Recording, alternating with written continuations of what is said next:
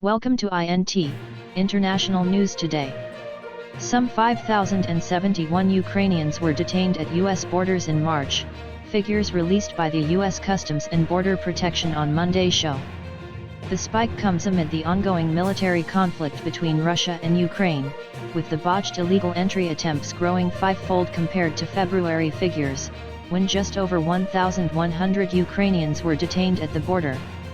A vast majority of the detained Ukrainians were caught by the U.S. border guard at the southwest border. Over the past few years, the flow of Ukrainians detained while attempting to cross into the U.S. each month remained constant, hovering below the 1,000 mark on average, according to official data. The influx of Ukrainians came amid an overall spike in detentions at U.S. sea and air borders. In March, nearly 250,000 people were detained at the borders, compared to some 190,000 in February. A vast majority of the people seeking to get into the U.S., some 220,000, were apprehended at the Mexico border. Many of the detained Ukrainians were ultimately released into U.S. territory after being granted a humanitarian parole, The Washington Post reported. On Monday, the U.S. administration extended temporary protected status for Ukrainians for another 18 months. Earlier, U.S. President Joe Biden pledged to take in 100,000 Ukrainian refugees fleeing the fighting.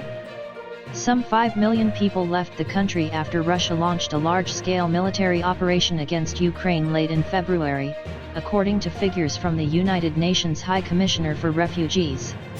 Russia attacked the neighboring state in late February, following Ukraine's failure to implement the terms of the Minsk agreements, signed in 2014, and Moscow's eventual recognition of the Donbas republics of Donetsk and Lugansk. The German and French brokered Minsk Protocol was designed to give the breakaway regions special status within the Ukrainian state. The Kremlin has since demanded that Ukraine officially declare itself a neutral country that will never join the US-led NATO military bloc. Kiev insists the Russian offensive was completely unprovoked and has denied claims it was planning to retake the two republics by force. Thanks for watching, and please subscribe to our channel INT.